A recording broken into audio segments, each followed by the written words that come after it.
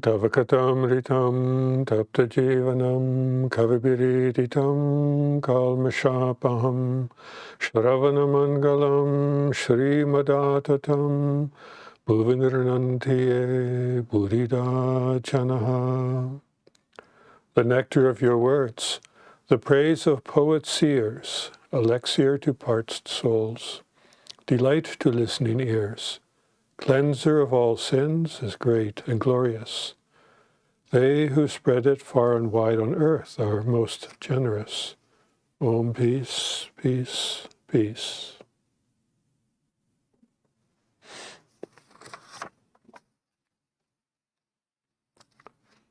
Good evening, friends.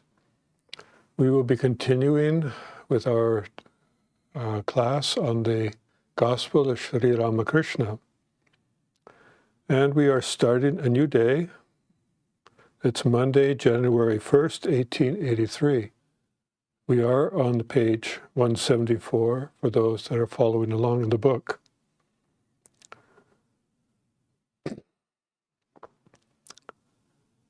At 8 o'clock in the morning, Sri Ramakrishna was seated on a mat spread on the floor of his room at the Kineshar. It was a cold day. He had wrapped his body in his moleskin shawl. Now, most holy men would not be wearing a moleskin shawl because that was considered extravagant. But Ramakrishna wasn't your typical holy man in that sense. But he just wore whatever devotees gave him. And sometimes they would give him expensive things. And in this case, a moleskin shawl was considered a rather fancy shawl, perhaps too fancy for a holy man, but this is what he was wearing because it was cold that day. Now, this is on January 1st. For us that grew up in the Pacific Northwest, when I was in India in early January, it was 70 degrees outside, but that was considered cold from their point of view. And I would often see people just wearing scarves and a wrapper, even though it's 65 to 75 degrees outside. So he was wrapping himself up in this moleskin shawl. Pran Krishna and M were seated in front of him. Rakhal, too, was in the room. Pran Krishna was a high government official and lived in Calcutta. Since he had had no offspring by his first wife, with her permission, he had married a second time. By the second wife, he had a son. Because he was rather stout, the master addressed him now and then as the fat Brahmin. He had great respect for Sri Ramakrishna. Though a householder, Pran Krishna studied the Vedanta and had been heard to say, quote, "Brahmana alone is real and the world illusory. I am he." So for those that are practicing Advaita Vedanta or worshiping God as the attributeless, formless God, then they try to imbibe the idea that God is in and every being, including within themselves. So they would say, Brahman alone is real, the world is illusory because it is transitory, temporary.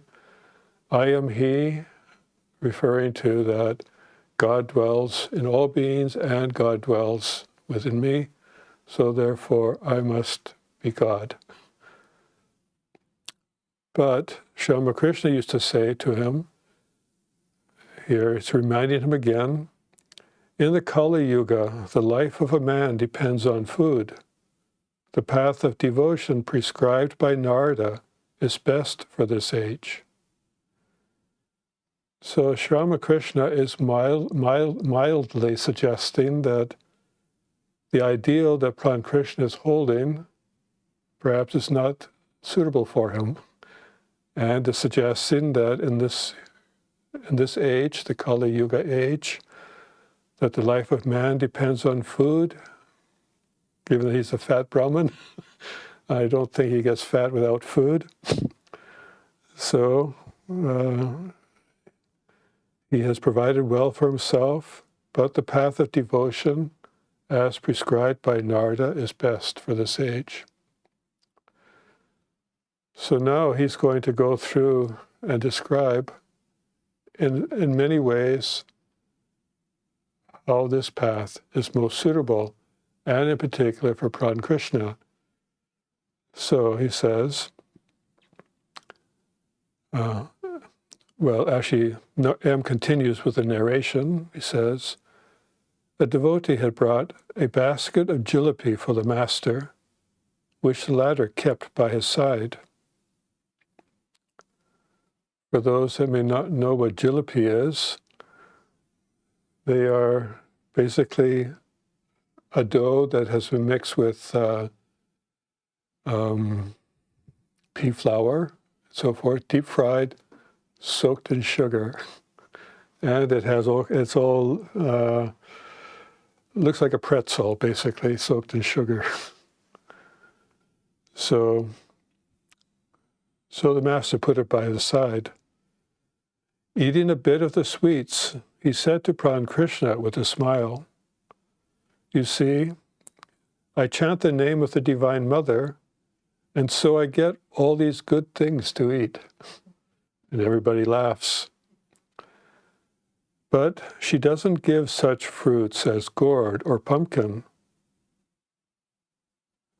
She bestows the fruit of Amrita, immortality, knowledge, love, discrimination, renunciation, and so forth. So gourds, pumpkins, those are fruits because they evolve out of a flower, but they are rather plain. They are not as delicious as the Indian sweets. So he's describing, but she doesn't give such fruits as gourd or pumpkin. In other words, she doesn't give fruits which are plain and tasteless. She gives foods or fruits that are flavorful. And he's comparing these flavorful fruits to knowledge, love, renunciation, and so forth. So these are the fruits of Amrita, of immortality, knowledge, love, discrimination, renunciation, and so forth. He considers these as the sweet fruits of that one gets when one worships the Divine Mother. So now, a boy 6 or 7 years old entered the room. The master himself became like a child. He covered the contents of the basket with the palms of his hands, as a child does to conceal sweets from another child, lest the latter should snatch them.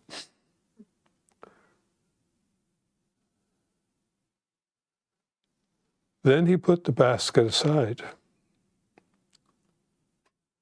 Suddenly the master went into samadhi and sat thus a long time. So here, when he saw this child come into the room, his mind gradually started assuming the attitude of a child toward God, to his Divine Mother. And so he tried to protect the sweets. But if that feeling of being a child of God becomes too intense, then he loses consciousness of the world and goes into samadhi. And so now he said, and continues, he says, he sat thus a long time. His body was transfixed, his eyes wide open and unwinking, his breathing hardly perceptible. After a long time, he took a deep breath, indicating his return to the world of sense.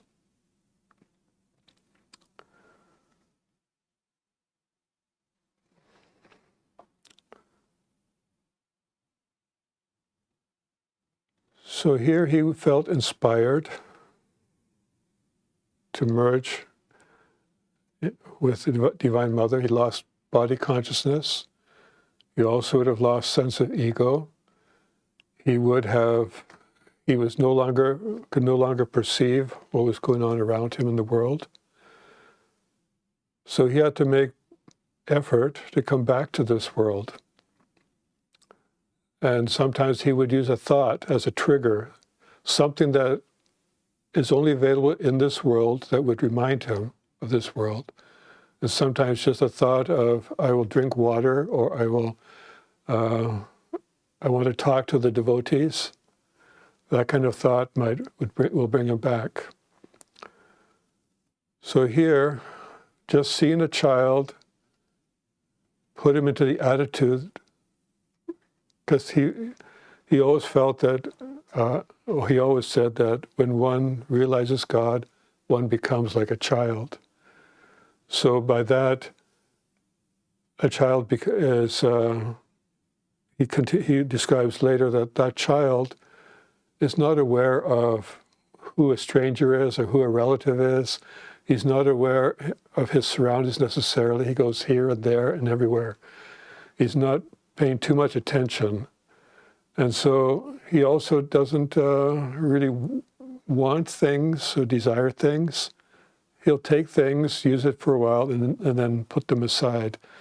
So he doesn't really have the same kind of worldly attachment to things that adults would have, those that have been in the world for a longer period of time, I guess.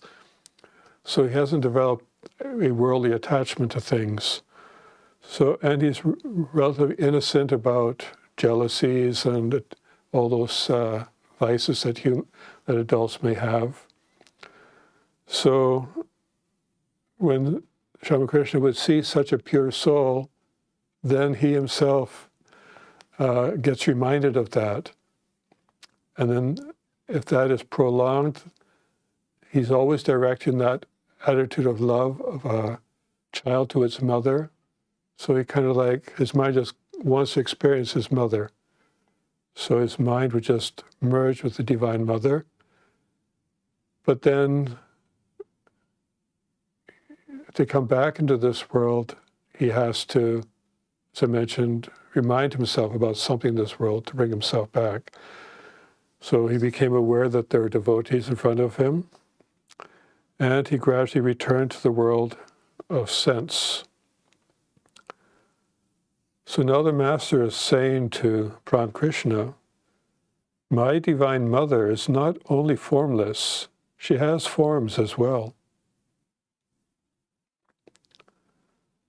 So Ramakrishna was trying to worship God as formless, so he wasn't accepting the fact that God can also have forms. But the Master is now trying to reassure him that no, the Divine Mother can be both formless and take form. So he says, one can see her forms. One can behold her incomparable beauty through feeling and love. The Mother reveals herself to her devotees in different forms.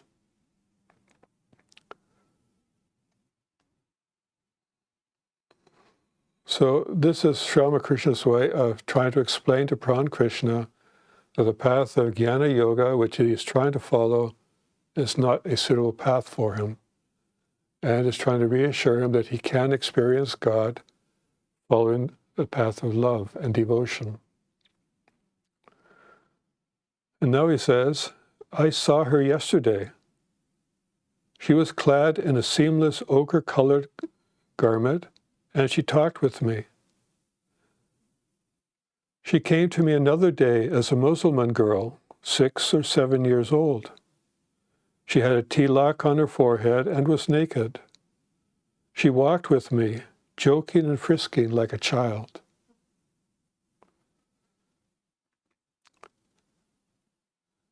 So here he's describing his experience of the Divine Mother taking these different forms, feeling quite comfortable with him, engaging with him. And but then now he also says, at Hridoy's house, I had a vision of Gauranga, who was one of the disciples of Chaitanya, who was a devotee of Krishna. And he wore a black bordered cloth.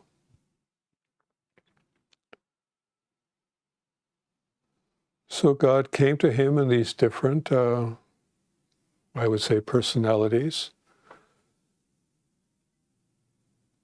But now, he says, Haladhara used to say that God is beyond both being and non-being. In other words, beyond existence and non-existence.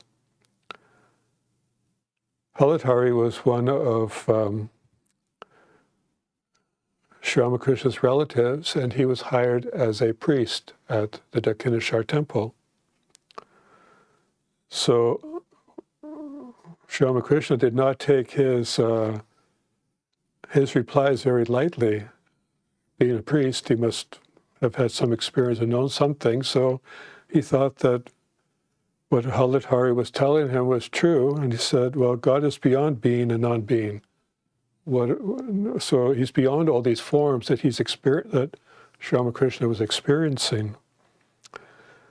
So now Sri Ramakrishna says, I told the mother about it, and I asked her, then is the divine form an illusion? Are all my experiences illusions? Then he says, the Divine Mother appeared to me in the form of Rati's mother and said, do thou remain in bhava. So God appeared to him, or the Divine Mother appeared to him in the form of Rati's mother. For those who may not know, Rati's mother, she was actually a bigoted Vaishnava devotee who frequently went to the Dakshineshwar to meet the master, until one day she noticed him eating the prasad from Mother Kali's, after Mother Kali's puja, and decided, no, this is no holy man, I'm not coming back here. But for some reason, the Divine Mother took the form of Rati's mother. And then through that form, told Sri Ramakrishna, do thou remain in bhava. Now there's a footnote here on this word. It says, bhava is a rare state of divine exaltation when the devotee, after realizing the Absolute, remains in the borderland between the Absolute and the relative. In this state, he sees that both the Absolute and the relative, as the two aspects of the Godhead, are real.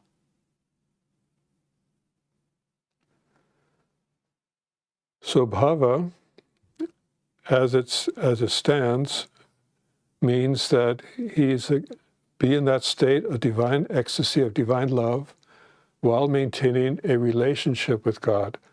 Either you think of yourself as a child of God, as a friend of God, or you are a servant of God. So the Divine Mother told him, no, don't try not to experience the absolute aspect of God, but stay at that point where you experience God in the dualistic manner as a devotee. So in that state, that kind of experience is also called bhavamukha. That's a state where you can interact with the world, but you see God in throughout the world, in every being, and you see that God is doing everything, but you still can perceive that it's the absolute aspect. You can talk about God, you can experience God, you still have some-body consciousness, you still have a sense of ego, but you are at that kind of borderline. It's almost like if you're in a pool of water, partly submerged, with your eyes, you can see a bit of what's underwater, and you can still see what exists above water. So the Divine Mother said, "Do thou remain in bhava." Now Swami Nikhilananda continues, he said, "I repeated this to Haladhari. So, but now and then I forget her command and suffer. Once I broke my teeth because I didn't remain in bhava. So I shall remain in bhava unless I receive a revelation from heaven or have a direct experience to the contrary. I shall follow the path of love."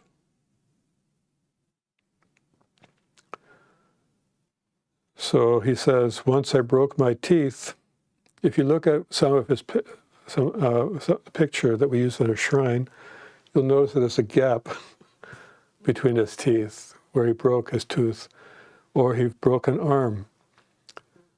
So he's in the world, conscious of the world. If if his body is in a position such as standing up, and he loses body consciousness, his body drops, it'll hit, he'll break something. And when that happened, his brother devotees or his brother disciples realized that they cannot leave him alone standing when he goes into spiritual ecstasy, because he will lose body consciousness and fall.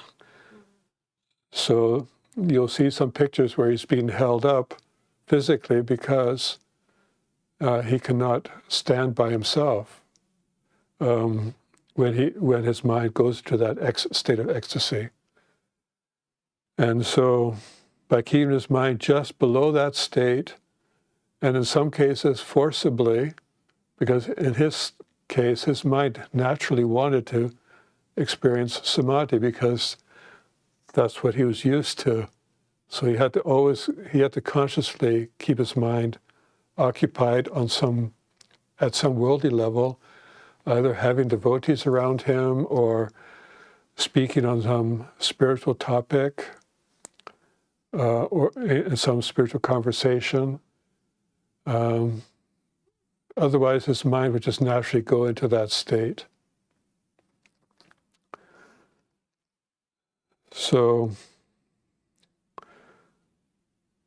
But now he says, "So I shall remain in bhava unless I receive a revelation from heaven or have a direct experience to the contrary. I shall follow the path of love." And then looking at Krishna, he says, "What do you say?" Krishna says, "Yes, sir." So, in a way, Swami Krishna is kind of daring Krishna. He's saying, well, if I can do it, then you can do it.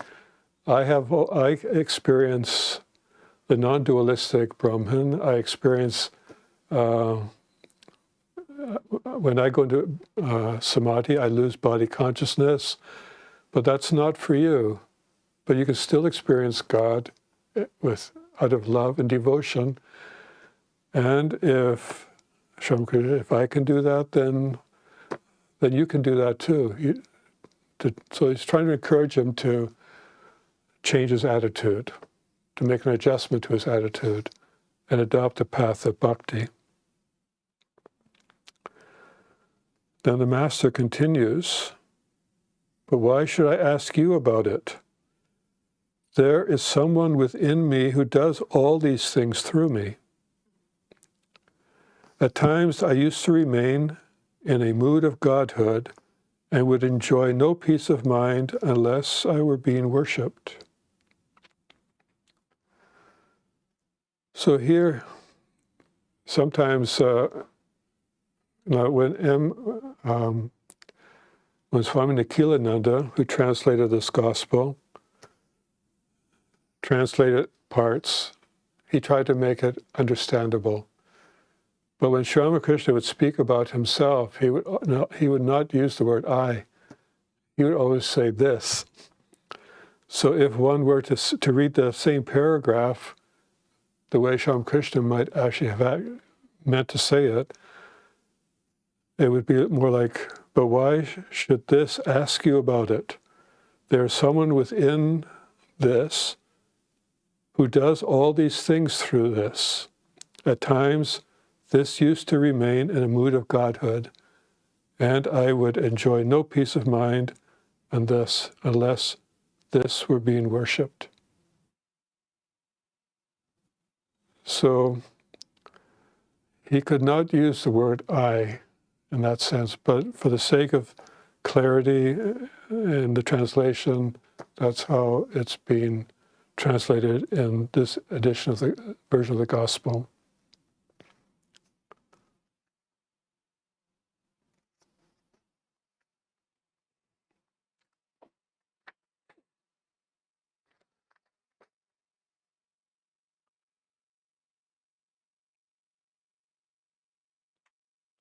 So then he would go on and say what his attitude is. I am the machine and God is the operator. I act as he makes me act. I speak as he makes me speak. And then he quotes a couple of lines from a song. Keep your raft, says Ramprasad, afloat on the sea of life, drifting up with the flood tide, drifting down with the ebb. So then he explains his attitude. It is like the cast-off leaf before a gale. Sometimes it is blown to a good place and sometimes into the gutter, according to the direction of the wind. What he's going to describe is how a bhakta takes refuge in God. So he goes wherever God puts him. And it's referring to a story. As the weaver used to say in the story, the robbery was committed by the will of Rama. I was arrested by the police by the will of Rama. And again, by the will of Rama, I was set free. So here he's referring to a story. It's a much longer story than the way he's described here, but the story is said so often that most everyone in the audience knew what that story was. And it's referring to how a devotee regards, how a sincere devotee of God regards how things happen in their life. So a weaver was out on his front porch and in the evening, and some thieves came up to him and they grabbed him and they said, well, we need someone to help us. And they told him to come with us. And they go to a house and they start to rob, but they need somebody to carry the goods. And so they heaped the goods onto the weaver. And then the police came and they all ran away. The weaver was left there with the evidence. He was taken to jail. He was brought to a court. And the judge asked him, how is it that you ended up here in court? And so the weaver starts describing, well, by the will of Rama, these thieves came and took me with them. By the will of Rama, they robbed this house. By the will of Rama, they made me carry the goods. By the will of Rama, the police came. By the will of Rama, the thieves ran away. By the will of Rama, I was caught with the goods. And by the will of Rama, I was put in jail. And by the will of Rama, I stand before you. And the townspeople were in the audience, and they had already explained to the judge that this was a very uprighteous man, a very, very virtuous man. So the judge had to let him go because he understood that he was not guilty in this case. So, and then what does the weaver say? By the will of Rama, I have been released. So that is how a real devotee looks on how things, how their life, whether they are dragged through the good and the bad, how they drag through life by the will of Rama, this has happened, by the will of Rama, that has happened, and this is the result. And so that's a longer version of this same story. But the whole time, that weaver has taken refuge in God. So he did not feel that, he did not even think he was the weaver. He was just dragged along for all of this by the will of Rama, by the will of God. So now Ramakrishna continues. He says, Hanuman once said to Rama, O Rama, I have taken refuge in thee. Bless me that I may have pure devotion to thy lotus feet, and that I may not be caught in the spell of thy world-bewitching Maya.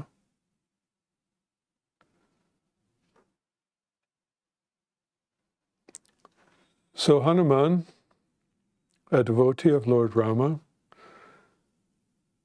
is praying to God, because he regarded Rama as an incarnation of God, that he wants to take refuge in him, and bless me that I can have pure devotion and not be caught in the spell of thy world-bewitching Maya.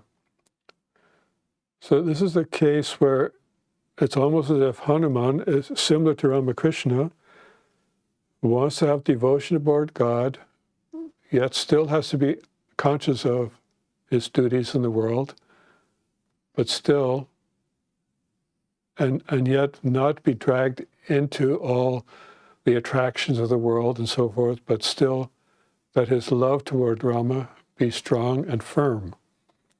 So he's praying to God for that pure devotion. And another story says, once a dying bullfrog said to Rama, O Rama, when caught by a snake, I cry for your protection. But now I am about to die, struck by your arrow, hence I am silent. This is referring to a story in the Ramayana where Rama had stuck an arrow into the ground, but didn't know that under the leaves there was a frog. And Rama was very sorry that he had stabbed the frog, and asked the frog, "Why didn't you croak?" And the frog just said, "Well, under normal circumstances I would have croaked, but since I realized it was you who stabbed me, I remained silent." In other words, God has taken his life, and he did not rebel. He wasn't frightened. So, therefore, he remained silent, accepting his fate. He had that trust in God. Now, Ramakrishna continues, I used to see God directly with these very eyes, just as I see you. Now I see divine visions in trance. In other words, now he sees divine visions when he's in the state of bhava. So,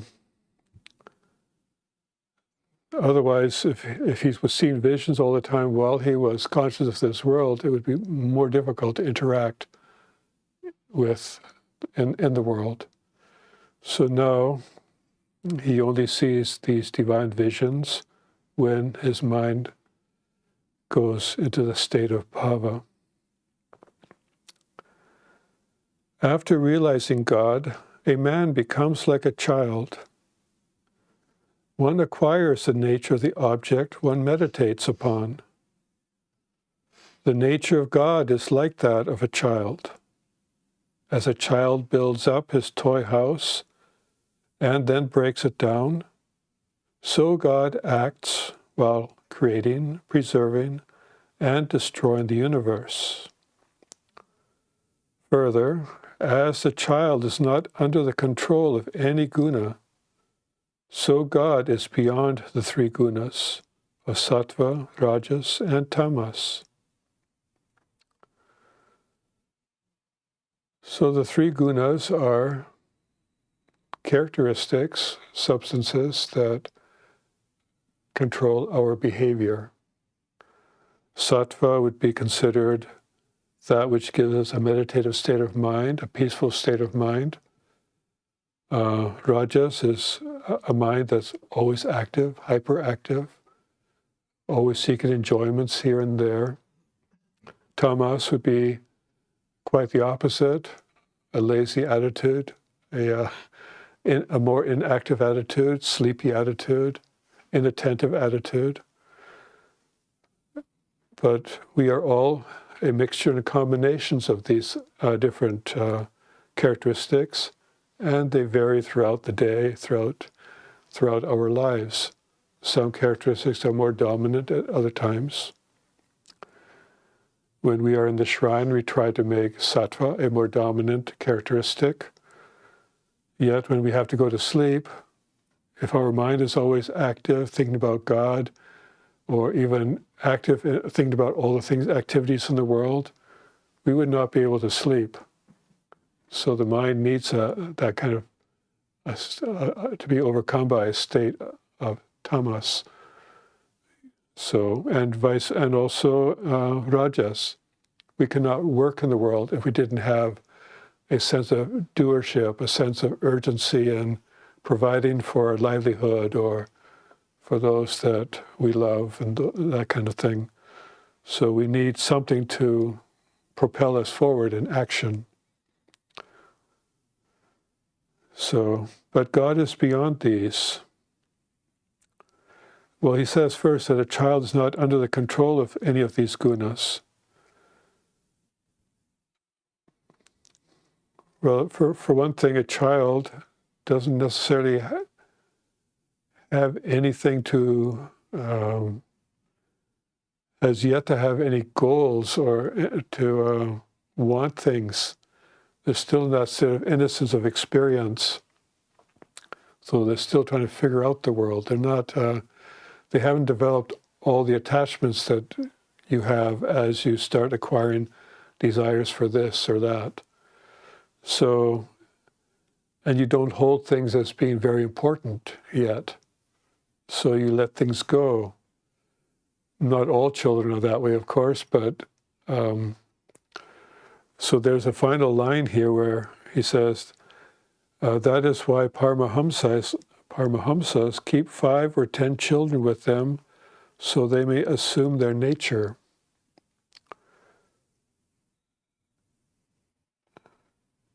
I've talked to some kindergarten teachers. They would rather teach 4 and 5-year-olds than adults, just because of that that kind of innocence, that kind of being in that kind of company. And it's not uncommon to find such kindergarten teachers to behave like children, even in the company of adults. So they have acquired the nature of children, being in the company of children for so many years.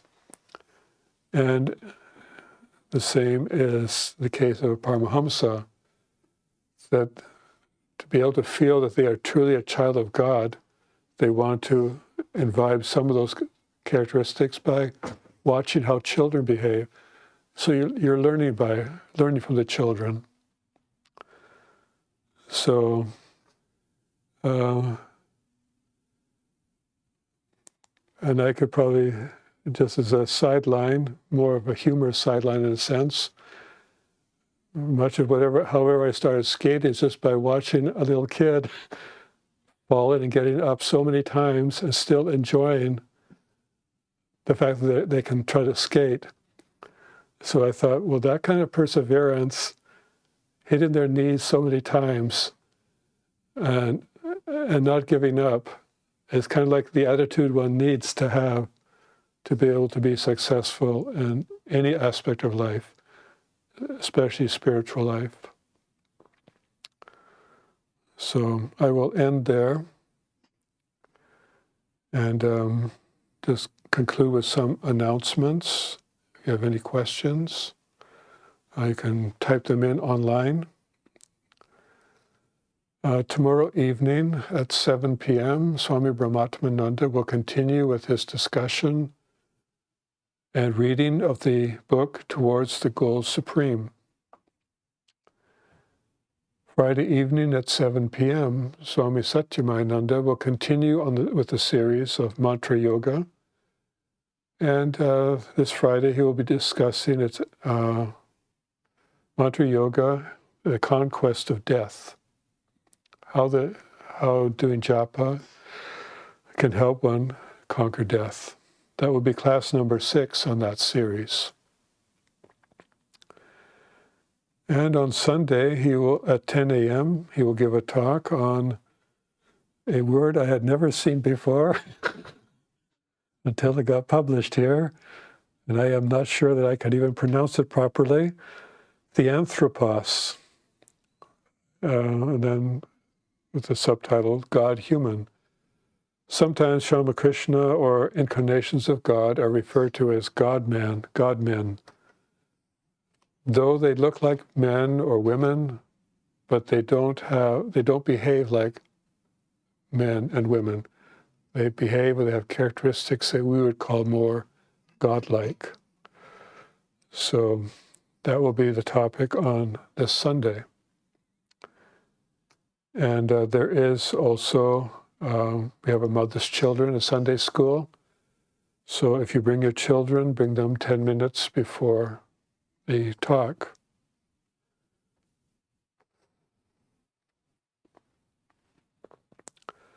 I see that there is one question online. What is the difference between faith and love? So sometimes we say, well, one needs to learn to love God.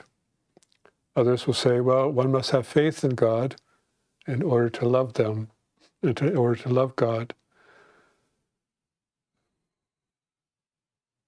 So one is the prerequisite of the other. The more we actually develop love for God, the more our faith grows that God exists. And so we start out with aspects of God that appeal to us. In this case, in the case of devotees, Ramakrishna has mentioned Lord Rama. It could be Lord Krishna. It could be even any image an image of Divine Mother. By constantly praying and being in the presence of that image and gradually believing or feeling that Mother is reciprocating our love, we develop faith. In fact, more so, we develop faith that our love is being reciprocated, or that we have taken refuge in God, and the more we feel that God is controlling everything in our lives, the greater our faith in God increases, to the point where all that exists is God. We lose ourselves in that, because when one has complete faith in God, one no longer has a sense of I-ness. In the beginning, you feel like, I love God, but the more you have developed, where all your attachments go toward that love of God, you no longer feel attached to your sense of body or your sense of ego. And at that point, your faith is what you would call 100% faith, if not 110% faith. So as one's love grows, one's faith also grows with it. If one starts out with just faith, there is nothing to support that faith. it's like saying something. I mean, you would have to prove something in as reasonable a way as possible to have faith in something. If I say that aliens are real, well, I will have to prove that. If it's, but without proof, without evidence, you cannot really say that you cannot develop real faith. Otherwise, it's more like superstition. It's, well, because maybe perhaps I believe everything this person says. If they say that, then what they say must be true. That's not enough evidence. So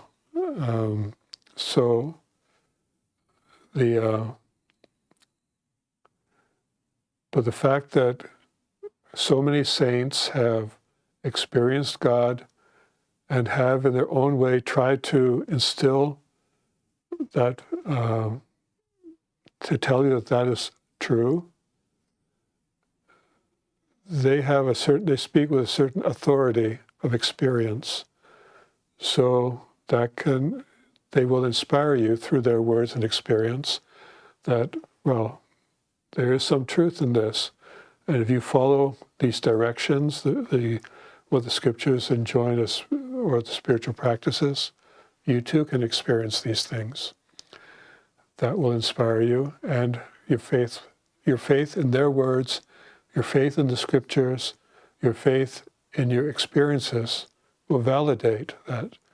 And with all that validation, your faith can only grow. So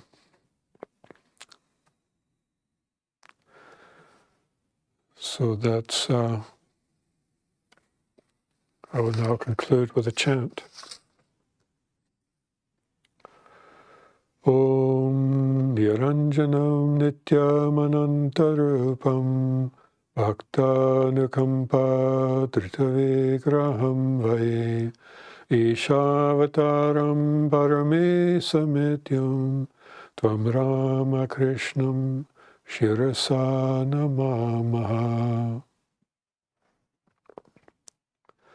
We salute that Ramakrishna, who is without blemish, eternal and infinite in forms, who has assumed human form out of compassion for the devotees, who is God incarnate, the Supreme Lord, and who is most worshipful. Om, peace, peace, peace to all beings.